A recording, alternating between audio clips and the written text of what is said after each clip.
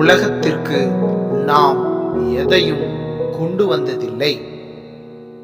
உலகத்தை விட்டு எதையும் கொண்டு போகவும் முடியாது. எனவே உணவும் உடையும் நமக்கு இருந்தால் அவற்றில் நாம் மன நிறைவு கொள்வோம்.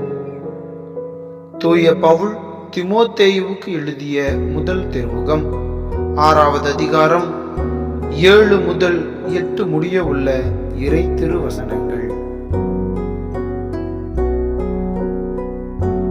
உலகத்திற்கு நாம் எதையும் கொண்டு வந்ததில்லை. உலகத்தை விட்டு எதையும் கொண்டு போகவும் முடியாது. எனவே உணவும் உடையும் நமக்கு இருந்தால் அவற்றில் நாம் மன நிறைவு கொள்வோம். தூய பவுல் தீமோத்தேயுவுக்கு எழுதிய முதல் திருமுகம் 6வது அதிகாரம் 7 முதல் 8 முடிய உள்ள இறை திருவசனங்கள்.